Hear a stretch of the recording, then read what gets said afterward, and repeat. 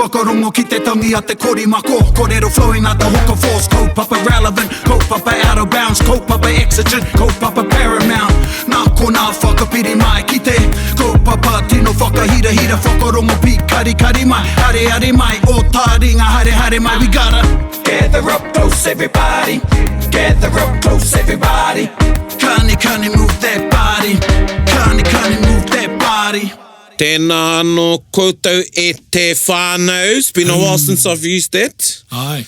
Ai, anei māua ko te puaheiri, aka Snow, e mihi atu ana kia koutou katoa, kua hoki a Taringa mai, ki te whakarongo ki a māua. Otira ki a mātou, we've got a special guest today, because we're back around to te iwi o te wiki. Nō reira, tēnei ka mihi ki tō tāua hoa, ki tō tāua rangatira Snow, ki a Korohere, kua piri mai ki a tātou. Nō reira, Korohere, tēnā rawa atu koe nau mai ki te punua pāho, te pāho rangi rānei o Taringa. Great to have you e hoa, e pewhi ana. Tēnā koutou katoa, e pai ana.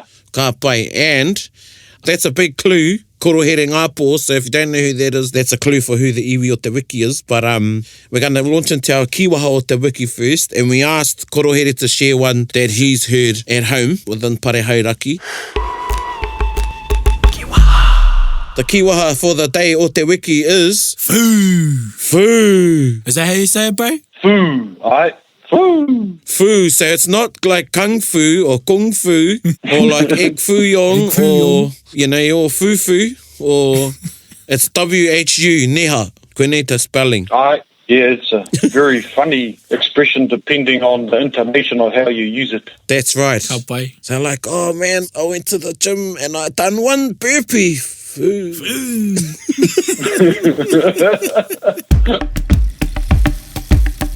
As we've said at te iwi, when using kīwaha, the piki me te heke o te reo has a lot to do with helping you express the meaning of the kīwaha. So, oh man, I went to watch the Black Panther the other night and, oh, foo. Foo. And you could actually put it, you know, we had ka mutupea, one of our kīwaha. You could put that kīwaha together with ka mutupea and you go, foo, ka mutupea. Foo, ka mutupea. Or you can turn it around the other way and go, ka mutupea, and then your mate goes, foo. Yeah. There's so many ways to say it. We're such a sarcastic people by nature. Yeah. I think I'm on a buzzy name where there are 3 people and it's go, oh, I saw mere. I don't know why it's always mere. So it's all the meres out there. Don't take offense, but, oh, I saw mere and oh, e hapu ana ia. And then tame goes, ka mutupea. And then then Hemi. And then Hemi goes, foo. And then Hare goes, nā whai anō.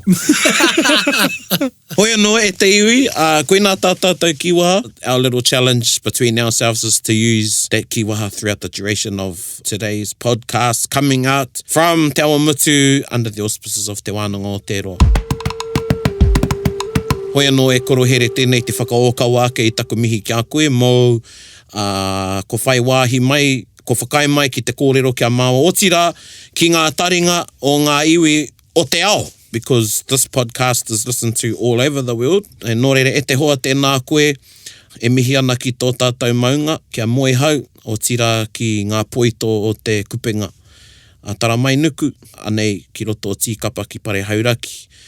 Ka mihi a e te uri o Maru-Tuahu, Korohere tēnā koe, and nōku te he, I should be addressing you as e te hoa Dr. Korohere. We've had Dr. Rangi Mātamu, and now we've got Dr. Korohere. Nō reira e hoa ka mihi kia koe, kua whakawātea mai a koe ki te kōrero kia māua o tira ki ngā iwi. Tēnā koe. Tēnā kōrua, tēnā koutou katoa. So, iwi o te wiki, we start off, a lot of people won't know.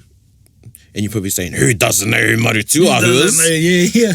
But maybe share with us the geographical location of Maru-Tuahu, and we'll just go with the wairua. Okay. Parehauraki is quite a large area, just like most areas. One of our more well-known pepehas is mai mahurangi ki ngā kuria whare. So that's way up past, around the Hibiscus Coast, Warkworth, way past there, around that way right down to ngā kuria whare, around Waihi, getting into the Tauranga area. Despite all the controversy that's happened, that's the kōrero that we have from our pakeke, from our tohunga, Those are pretty much our areas. We're mainly a coastal people, but very strong in inland as well. So it's all of, I know you'd love to say yes, but Maru-Tuahu lives among some of the other iwi of Parehauraki. So there's other iwi of Parehauraki, but Maru-Tuahu is one of the main iwi of Parehauraki. Yes, so I suppose Maru-Tuahu were one of the resident iwi that actually acquired whenua in Hauraki through what they call raupatu. They were not the first iwi there were other iwi there, but some of those other iwi through warfare were annihilated, and some others were taken in through marriage. And then there was the, apart from the Pākehā settlement, there was also the tribes that came to Hauraki and that were given tuku whenua, gifted lands, if you want to call that.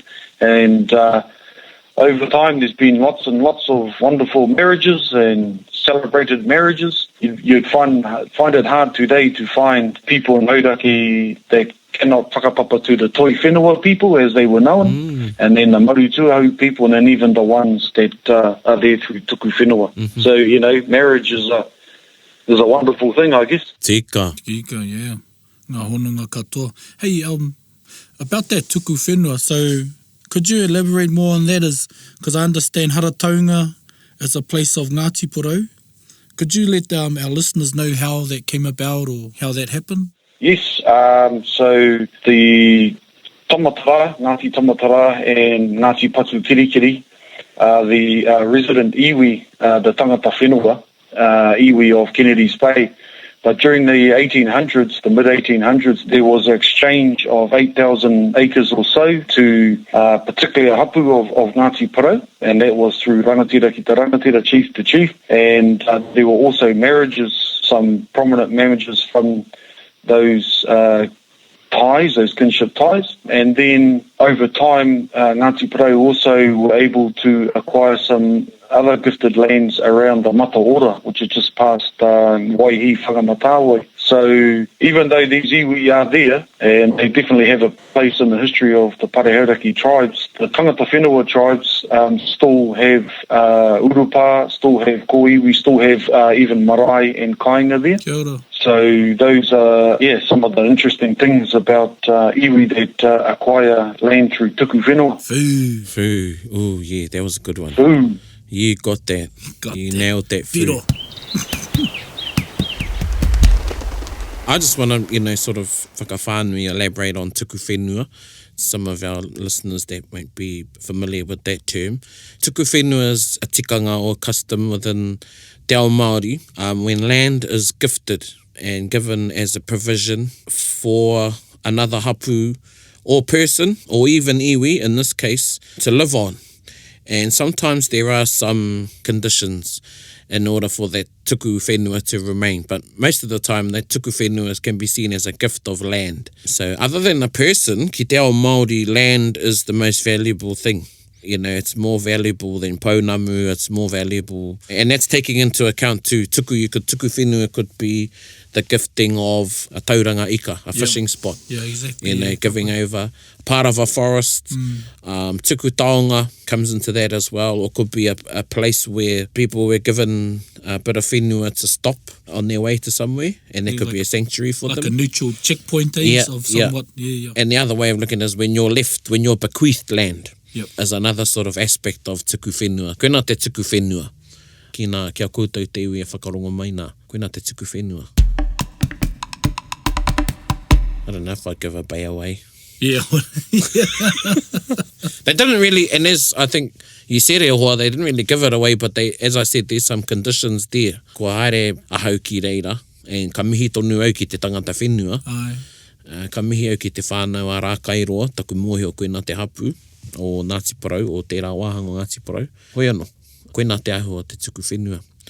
Now, Maru-Tuahu, Korohere. Yes. The eponymous ancestor of Ngāti Maru-Tuahu. Was he born in Parehau? Tell us about Maru-Tuahu. You hear a lot of people saying Ngāti Maru-Tuahu. There's actually no Ngāti Maru-Tuahu. That was hapa that was written in the manuscripts by the Pākehā recorders. So it's just Maru-Tuahu. Yeah, and it's been transferred down from generation to generation, even amongst our own people. But the actual term is Maru-Tuahu. So Ngāti Maru, it's Maru-Tuahu. Ngāti Maru comes from Tangako Hua.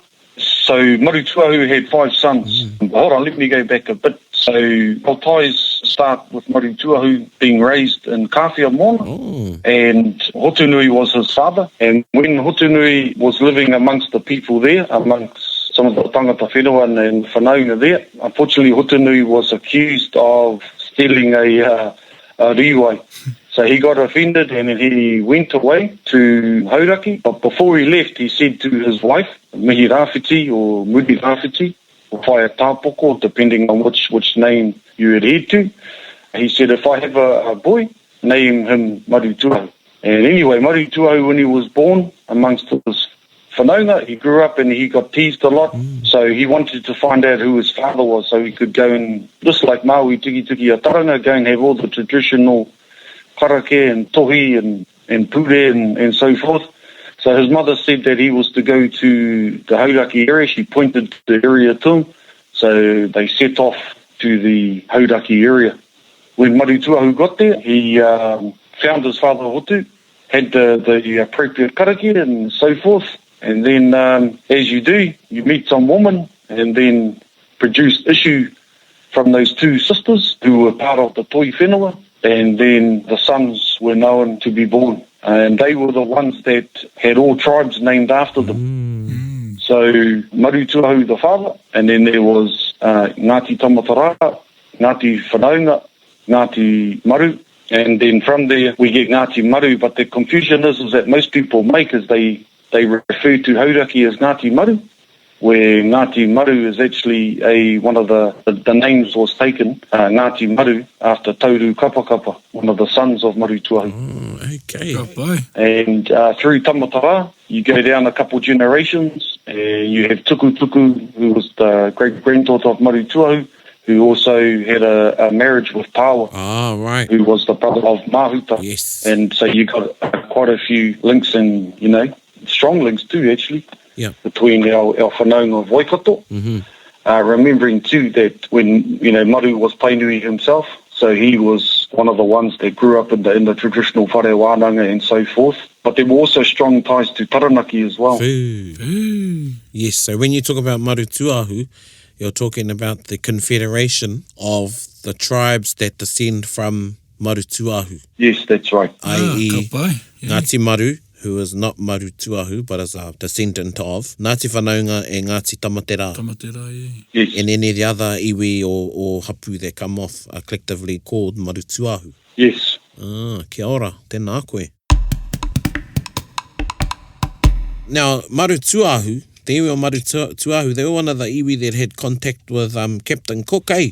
Yeah, one of the ones was Horota Te Taniwha. Yes. Ngāti Whanaunga, who were living around the Whitianga area. When he was a little boy, he wrote a story that was quite well written and given to a lot of the Pākehā newspapers. And, when they saw the Pākehā rowing in from their big kaipuke, their big ship, they saw these fair-looking goblin people, how Pākehā row back. Yeah. That's a thing that was never seen with Māori at that time. So all the little kids ran away in the bush and were scared, and they left just a few of the fighting chiefs there to try and figure out, Captain Cook's men and Captain Cook coming ashore to Whitianga. And one of the things that Te Taniwha actually got from Captain Cook was a nail. Oh, wow. Out of all the things he could have given him, he gave him a nail. Yeah. Was that handed down, that nail? Yes, it was. And now is it holding up your whare tupuna? Yeah, is it in your... Yeah, well, that's right too. I think some of us have got ourselves caught on that hook a few times. That's what it was. Horete or horeta. Horete Te Taniwha. I think it was either Lindau or Goldie painted him, eh? Oh, yes. Yeah. Tētahi o ngā tupuna ki te tūtaki ki a Captain Cook before he went to Hawaii. And it all ended there. Korohere, hae tahi o ngā kaupapa i naenei roto o Maru-Tuahu. What are some of the things, when we talked to Tātere, we talked a lot about, or he did, about some of the things that kahungunu are doing to revive te reo o kahungunu. Hea e tahi o nā kaupapa I roto I a koutou hei whakaora I te reo. I think the reo is a pretty universal type of kaupapa to mostly. We probably, just as equally important to hauraki. I'd just be regurgitating and pretty much saying the same thing if we just sit here and talk about the reo. But to be quite honest, ones like yourselves that are, very steeped in our Māori traditions, I mean, what are we if we don't have our reo? What do we really understand if we can't participate, one, in the reo, but also in the higher esoteric understanding of the reo? So I think for pare hauraki, just like, Raukawa and Maniapoto and Waikato, we've been beavering away as best as we can, trying to get the reo up and going. Remembering too that in hauraki there are 12 iwi, and we don't all come off the same waka. So I guess in terms of the reo and tikanga, just like some of the Auckland iwi, we were one of the most heavily hit people that were colonised pretty heavily, as the records and the history shows. It can take one generation to lose the reo, and just with the way things are today, it can take, at least 3 generations to get it back. And we've got people now that are coming to wānanga that are examples of that didn't have the reo. It's about the whole cultural dimension, about the whole aspect of, what they call Māori tanga, I suppose. So hau water's a big thing, and I know that water and whenua is also a big thing in pare hauraki, remembering too that a lot of our claims have not been settled for various different reasons. So I guess taking it back, reo, tikanga, health, getting those traditional things back into our communities. All we can really do at the moment is marvel at the groups like your group Praone and, Motai Tangata Rau and Kingi's group, Te Iti Kaurangi and Te Pauamanga Tāwhiri. And, we've got members from our hauraki tribes that are in those. I guess for me, the challenge to them is to come home and bring that knowledge back to hauraki so that we perhaps can stand at the Tainui regionals to tautoko all the other groups and tautoko the kaupapa. So I guess those are the real things on the agenda for us at the moment, as well as trying to survive. Talking about kapahaka as a vehicle, I've had conversation over the past few days with people talking about starting a group and the responsibilities of running a group, and there's the good times and the not so good times and the ups and downs, but there's more ups than downs, and at the end of the day it's all worth it. And for me anyway, with our kapahaka, it's about the regeneration of te reo Māori and the normalisation of te reo Māori and using te reo te ako i nā tikanga. Kua kite au, it's life-changing. But back on pare hauraki and Maru-Tuahu, I would love to see a kapahaka come out of Maru-Tuahu. Yeah. Not just to come to the Tainui regionals, but pare hauraki. I know we saw this game between pare hauraki and Maru-Tuahu.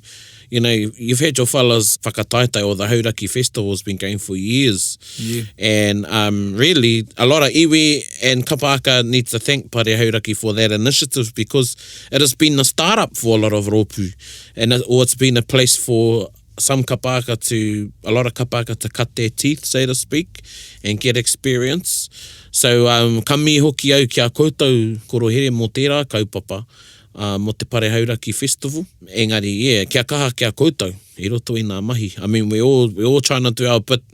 It doesn't matter what iwi and tikatau. We all sort of share those universal I roto I te ao Māori. Well, the universe does belong to te ao Māori. Te ako I te reo nā tikanga, keeping in touch with our haukainga, our tūranga waiwai, maintaining those connections, whakapapa, hauora, there's all things that they're all relative to one another, I guess is what I'm trying to say. Yeah, and I get one of the main things is rōpū a rohe, when they get to come out, you get to tell your kōrero. So it would be great for Maru-Tuahu group to speak, whakakōrero te whenua, whakakōrero ngā tupuna, because only they can speak of their own, just like other groups can, or speak of their own rohe and tupuna. Whau, koe kea koutou. Hara. And the other thing I thought we got inspiration, I did, from te pai ki huaki Pauri, which is the wānanga and kahung, and then te whare tāhuhu kōrero o hauraki, or pare hauraki, and we have te whare kōrero o Raukawa, so we got a lot of inspiration from te whare tāhuhu kōrero o hauraki. Ana nā koutou tērā kaupapa I timata, korohere, koutou mā. So this term, pare hauraki, Yeah. what is pare hauraki? Yeah, what is pare hauraki and who is pare hauraki? Who is pare hauraki? How did that term come about? Very interesting kōrero, that one. Very simply, the word pare hauraki and pare waikato was first used when Maru-Tuahu turned up to Hauraki, and he used those words amongst his father, and his father used those words to identify that there was actually Maru-Tuahu that was standing in front of him when he left Kāwhia. The second time was when Kingi Potatau had a skirmish against Te Haupa of Ngāti Tamatara and Ngāti Pāua around by the Kauwairanga area in the Thames Valley, and leaving out all the not-so-good stuff. They finally got down to it after Potatau was captured. He very cleverly, and this is the awesome wonder, I guess, that, you know, when you're looking at people like Potatau and, you know, people of that rank, he used the saying, ko pare hauraki, ko pare waikato. Oh, te. Me noho mari re tātou, and that's the last bit of that, nau mai haere mai ki hauraki he au te te awhea.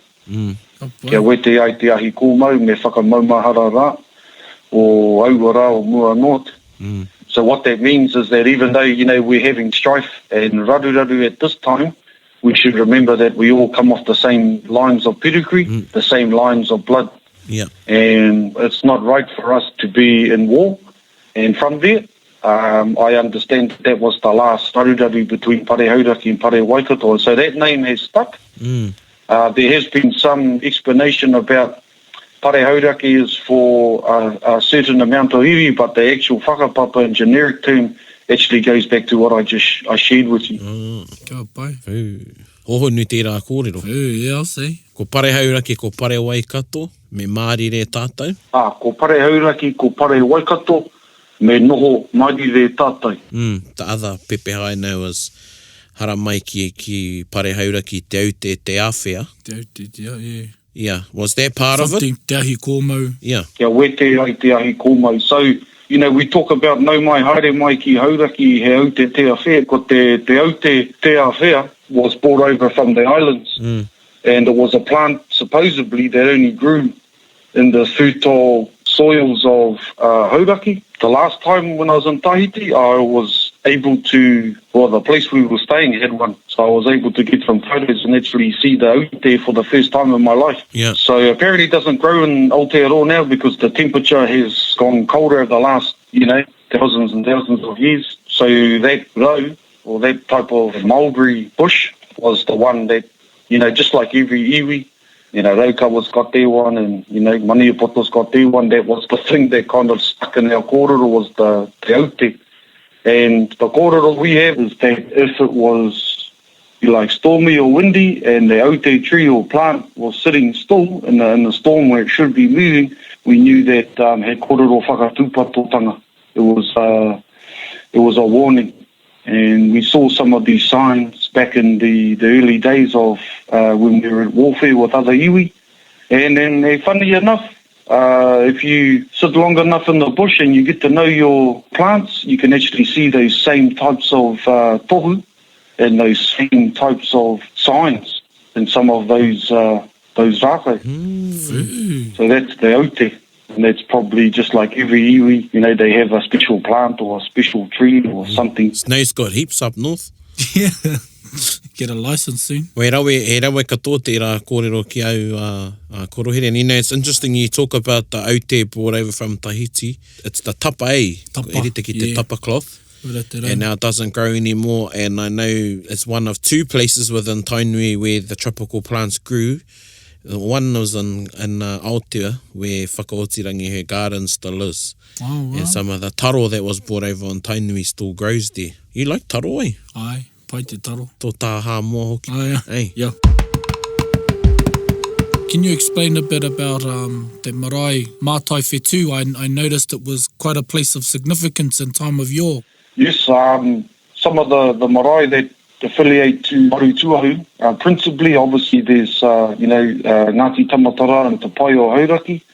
But we should also remember, too, that we've just resurrected our marae in Kennedy's Bay, which is Te Pai o Hauraki, which is a sister marae to Te Pai o Hauraki.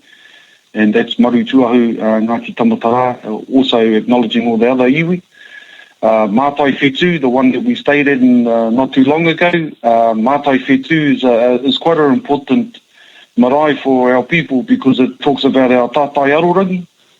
It talks about our stars. A lot of those circumference points were actually around that Mātai Whetū area. And, one of the interesting things too is that, during the winter, Mātai Whetū is a good place to see all the stars. And, they say that matariki can only really be seen at certain times of the year, but in actual fact, at Mātai Whetū, on a good night, you can actually see matariki quite clearly all year round, as you can in Kennedy's Bay too, and it must be something to do with that Paioa Hauraki range. So that's another big marae for the descendants of Ngāti Maru, who obviously are direct descendants of Maru-Tuahu himself. And then we go to Kaiawa, Whakatiwai, Ngāti Whanaunga, Ngāti Pāwa. That's another awesome marae too. Fu e nā kōrero. Just touching on that Mātai Whetū, I've been there myself and it is probably one of the best places because I think those ranges are good to use for points of reference when you have certain constellations on the horizons as well looking westward.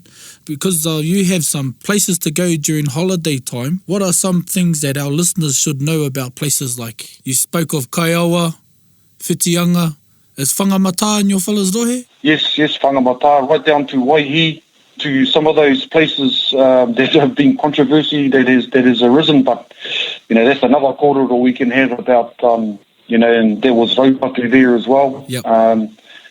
But anyway, getting back to some of the holiday spots. Actually, if this was going out to Tauiwi, I think there's no holiday spots now. They're all gone. They're all closed. Ai, ka whai. So that's what I mean. A lot of our own, everyone listening, we go to these holiday spots and they're just beach houses or something. What are something that they should be mindful of if they want to go swimming and diving? As you know, there's millions of people that come into Hauraki every year, and while it generates business and finance for our councils and so forth, one of the negative things is that we don't seem to have enough education about the places that have real distinctive character and have real mana for the tangata whenua. It's everywhere. Yeah. A lot of our areas seem to get not respected because it seems like a lot of people are up for the mighty dollar. Yeah. And usually tangata whenua don't find out until it's too late, and usually until we've threatened in some way.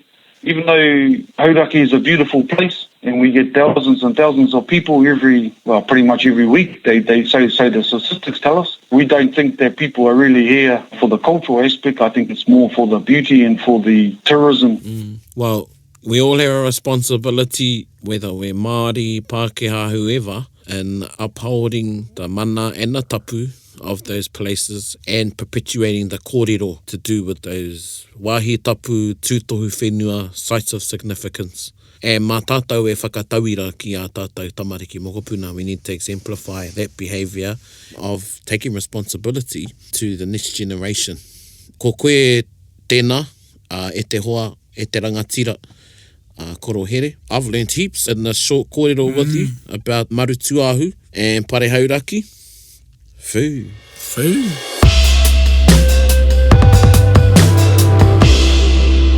So koutou e te iwi, as we've said on past podcasts with iwi o te wiki, we're just scraping the surface. Kei te rewa noi hoi runga I te kahu o te wai, koe nei te kōrero, If you are Pare Hauraki, if you are Maru-Tuahu or any of the other hapu iwi we've referred to, it's up to you to go back to where you're from, to reconnect. If you found some interest in the kōrero, then this is a taster, so to speak. But there's a lot of kōrero that you wouldn't get anywhere else. And koe nei te ātahua o te kōrero ki tētahi nō reira. This is the beauty. Aye.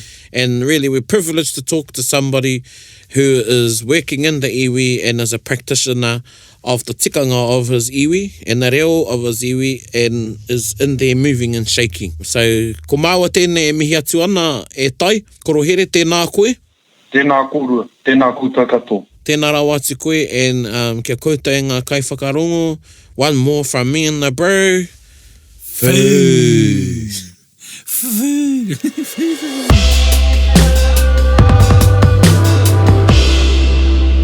So, ko tai tātou ki te waiata o te wiki. Waiata o te wiki. We've come to waiata of the wiki. Waiata.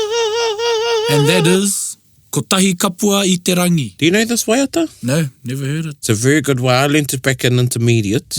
It's about how it only takes one rain cloud in the sky to soak the land. And it's about the effect that one person or one group can have on regenerating the language. Ai, ka pai. That's the analogy. The analogy, So, yeah. It was composed by the late boy o Te Korohere Ngāpō. Ka pai. And I think, I'm not sure, it was when he was in the Taringa movement. Yep. It may have come from a kōrero from Te Heikoko, Mataira. Ka pai. Kotahi Kapua I te rangi. He marangai ki te whenua. He marangai ki te whenua. Ah, yeah. Hoi no e te iwi whakarongo mai ki tā tātou waiata.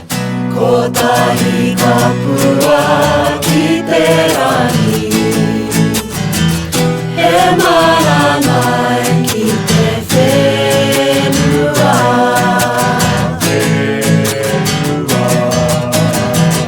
Kotahi Kapua ki te rangi, he marangai ki te whenua. Ka whiti te rā ki tua o ka hurangi. Kia kore koe ngaro, ka kure o rangatira.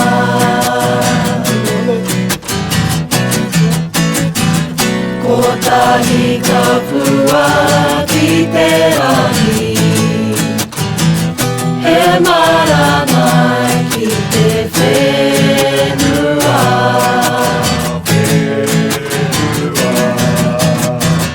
Kotahi Kapua ki te rangi, he marangai ki te whenua.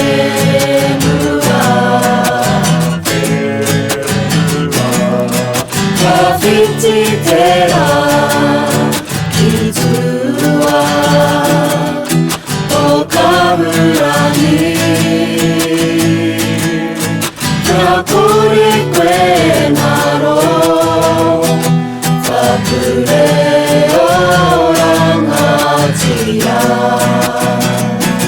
Whakure o rangatira. Oh, kia ora tātou. That was Kotahi Kapua I te rangi, and you can Google the kupu. Good old Google. It's a funny expression that, when you say good old Google, because really Google really isn't that old. He isn't, yeah, no, he's You not. know, you never had it like, 20 years ago We've or personified it as well. It's like good old Google. Good old It's not Google. really old at all, but hop on the good old Google and you can find the kupu there. Any closing whakaro te puaheiri? No, drawn a blank. Yeah. Jeepers. Awa he tohu tērā. Kanui tērā. Kanui. Fu. Fu. Fu, you drew a blank. Fu. Hoi anō e te iwi e mihi tonu ana ki a koutou. Now I'm thinking about the language we use. I don't even know if saying tune in again next week, because you're not really tuning in, you're sort of finding No, it'll the be link. linking. Yeah, stream. linking again, streaming again or whatever. Download again Next week, iwi o te wiki will be our Once Upon a Timer. Hoi anō ko māua tēnei e mihi atu ana ki a koutou te punua pāho o Taringa I raro I te manaakitanga a te wānanga o te roa. Nei māua, ko Snow, ko te puaheiri, e mihi atu ana ki a koutou. Tēnā koutou, hei kona mai rā. Bit whakaronga pi kari kari. Gather up close everybody buddy. Taringa, taringa, taringa. Yeah, tahuri mai ki o. Whakarongo ki te tangi a te korimako. Kōrero flowing at the hook of force. Kaupapa relevant, kaupapa out of bounds. Kaupapa exigent, kaupapa paramount. Nā ko nā whakapiri mai ki te kaupapa tino whakahira hira. Whakarongo pi kari kari mai. Hare hare mai, o Taringa hare hare mai. We gotta gather up close everybody. Gather up close everybody. Kani kani move that body. Kani kani move that body. Taringa, he mea tuku nā te wānanga o Aotearoa. To listen to more episodes, search for us on your podcast app and subscribe. Taringa, whakarongo mai.